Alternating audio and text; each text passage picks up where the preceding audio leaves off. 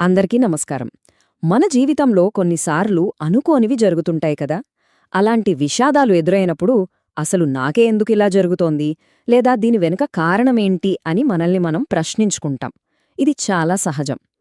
ఈరోజు మనం బైబిల్లోని ఒక భాగాన్ని చూడబోతున్నాం. ఇది కూడా సరిగ్గా ఇలాంటి ఒక ప్రశ్నతోనే మొదలవుతుంది. కాని ఆ తర్వాత మనల్ని ఒక ప్రత్యేకమైన, ఇంకా చెప్పాలంటే ఒక లోతైన అవగాహన వైపు నడిపిస్తుంది. సరే, ఇంకా ఆలస్యం చేయకుండా ఆ విషయంలోకే వెళ్ళిపోదాం. సరే, ఈరోజు మనం ఏం చూడబోతున్నామంటే, ముందుగా ఒక విషాదకరమైన సంఘటన గురించి ప్రజలడిగిన ప్రశ్నతో మొదలు పెడతాం. ఆ తర్వాత దానికి సమాధానంగా చెప్పిన కొన్ని కథలు, అంటే ఉపమానాల గురించి మాట్లాడుకుందాం. ఆ కథల వెనక ఉన్న 3 చాలా కీలకమైన నమ్మకాలేంతో చూసి, చివరగా కృపా మరియు వ్యక్తిగత దేవుడు అనే భావనలు ఈ కథలకు ఎలా ముడిపడి ఉన్నాయో పరిశీలిద్దాం. మన కథ లూకాసు వార్త 13వ అధ్యాయంలో మొదలవుతుంది. అక్కడ వాతావరణం కొంచెం సీరియస్గా ఉంది. ఎందుకంటే కొంతమంది ప్రజలు అప్పుడే జరిగిన ఒక దారుణమైన సంఘటన గురించి ఏస్తో మాట్లాడుతున్నారు. వాళ్ల మనస్సుల్లో మెదులుతున్న ప్రశ్న నిజానికి మనందరి మనస్సుల్లో కూడా ఎప్పుడో ఒకప్పుడు మెదులుతుంది. అదేంటంటే, ఎవరికైనా చెడు జరిగితే వాళ్లు ఏదో పెద్ద పాపం చేసినందుకే అలా జరిగిందా? వాళ్ల ప్రశ్నల్లో ఆందోళన, భయం, ఒక రకమైన సందిగ్ధత కూడా కనిపిస్తున్నాయి. వాళ్ళు ముఖ్యంగా 2 సంఘటనల గురించి మాట్లాడుతున్నారు. మొదటిది, పిలాతు అనే రోమన్ అధికారి కొంతమంది గలిలయులను చాలా దారుణంగా చంపించడం. ఇదొక రాజకీయ హింస.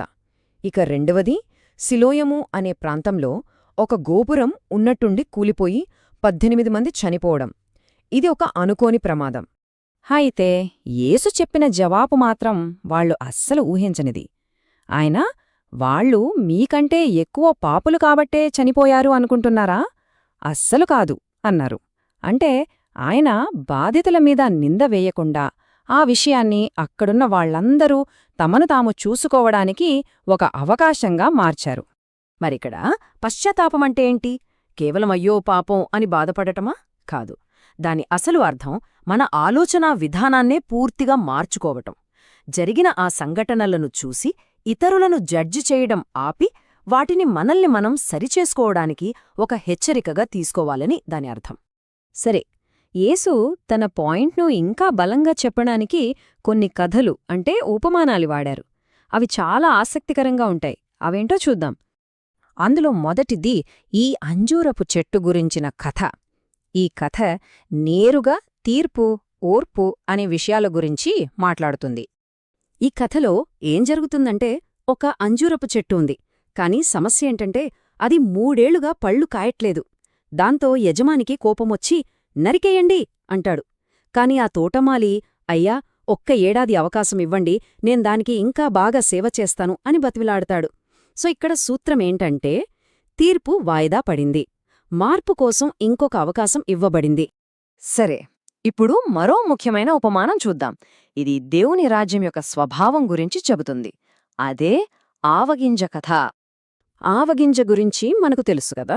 అది ఎంత చిన్నగా ఉంటుందో, దాదాపు కనిపించనంత చిన్నగా. కాని దాన్ని భూమిలో నాటితే అది పెరిగి ఒక పెద్ద చెట్టు అవుతుంది. పక్షులొచ్చి దాని కొమ్మల్లో గూళ్లు కట్టుకుంటాయి. దీని అర్థమేంటంటే, దేవుని రాజ్యమనేది చాలా నిరాడంబరంగా మొదలైనా సరే, అది ఊహించని విధంగా ఎంతో శక్తివంతంగా ఎదుగుతుంది. చిన్న ఆరంభాలు ఎంత పెద్ద ఫలితాలనిస్తాయో ఈ కథ చూపిస్తుంది. సరే, ఇప్పటిదాకా మనం కథలు చూశాం. ఇప్పుడు ఆ కథల వెనుక ఉన్న అసలైన నమ్మకాలు, అంటే ఈ ప్రపంచ దృష్టికోణానికి పునాదుల లాంటి 3 కీలకమైన విషయాల గురించి మాట్లాడుకుందాం. ఇవి క్రైస్తవ్యాన్ని మిగతా వాటినుంచి ఎలా ప్రత్యేకంగా నిలబెట్టాయో చూద్దాం. అవును, కరెక్ట్. సరిగ్గా 3. ఈ బోధనల వెనుక చారిత్రాత్మకంగా నిలిచిన 3 చాలా విలక్షణమైన వాదనలున్నాయి. అవేంటో ఒక్కొక్కటిగా చూద్దాం. మొదటిది పునరుత్థానం. అంటే యేసు చనిపోయి తిరిగి లేవడమనేది ఒక కట్టుకథ కాదు, అది ఒక నిర్దిష్టమైన టైంలో ఒక ప్రదేశంలో జరిగిన చారిత్రక సంఘటన అని క్రైస్తవ్యం చెబుతోంది. రెండవది కృప. అంటే రక్షణ అనేది మనం కష్టపడి సంపాదించుకునేది కాదు, అది దేవుడు ఉచితంగా ఇచ్చే బహుమతి అని నమ్మడం. ఇక మూడవది వ్యక్తిగత దేవుడు. దేవుడు మనల్ని పేరుపేరునా ఎరిగిన ఒక వ్యక్తి అని, ఆయనతో మనం నేరుగా సంబంధం కలిగి ఉండవచ్చని చెప్పడం. సరే, ఇప్పుడు ఆ 3 వాదనల్లోంచి రెండింటిని, అంటే కృప, వ్యక్తిగత దేవుడు అనే వాటిని ఇంకాస్త లోతుగా చూద్దాం. ఎందుకంటే మనం ఇంతకుముందు చూసిన ఉపమానాలతో వీటికి చాలా దగ్గరి సంబంధముంది. ఒక పక్క కృప అంటే అది మనకు దేవుడిచ్చిన ఒక బహుమతి లాంటిది. మనం ఎంత కష్టపడినా దాన్ని సంపాదించుకోలేం, కేవలం స్వీకరించగలం. కాని మరోపక్క పుణ్యం లేదా కర్మ సిద్ధాంతం. ఇక్కడ మనం చేసే మంచి పనులను బట్టి మనకు ఫలితముంటుంది. ఇదొక బ్యాలెన్స్ షీట్ లాంటిదన్నమాట. మంచి ఎక్కువ చేస్తే మంచి జరుగుతుంది, చెడు చేస్తే చెడు జరుగుతుంది. ఈ రెండింటి మధ్య తేడా చాలా పెద్దది. ఇక దేవుడి స్వభావం దగ్గరకొస్తే ఇక్కడ కూడా పెద్ద తేడా కనిపిస్తుంది.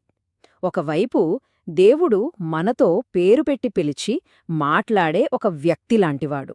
అందుకే ప్రార్థన అనేది ఆయనతో నేరుగా సంభాషించడం. మరోవైపు చూస్తే దేవుడు ఒక శక్తి, ఒక నిర్గుణ వాస్తవం, లేదా చాలా దూరంగా ఉండే సర్వాధికారి. ఆ తేడా చాలా స్పష్టంగా ఉంది కదా. ఈ వాక్యం చూడండి. ప్రార్థన అంటే వినే, పేరుతో నేను పిలిచే మరియు స్పందించే ఒక వ్యక్తితో ప్రత్యక్షంగా మాట్లాడటం.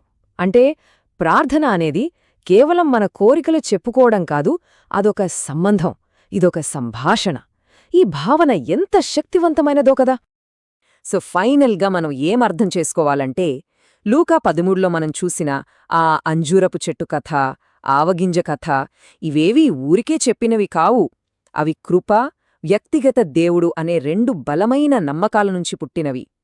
ఓర్పు చూపించే దేవుడు, చిన్నదాన్ని పెద్దదిగా మార్చే దేవుడు, ఈ ఆలోచనలన్నీ ఆ నమ్మకాలకు ఒక అందమైన రూపాన్నిచ్చాయి. మరి ఈ విశ్లేషణ ఒక ప్రశ్నతో ముగిద్దాం. మనం నమ్మే విశ్వాసమనేది కేవలం కొన్ని నియమ నిబంధనల సమాహారం కాకుండా ఒక వ్యక్తితో మనకుండే సంబంధంలా మారితే అప్పుడు మన జీవితంలో, మన ఆలోచనల్లో ఎలాంటి మార్పొస్తుంది? ఒక్కసారి దీని గురించి ఆలోచించండి.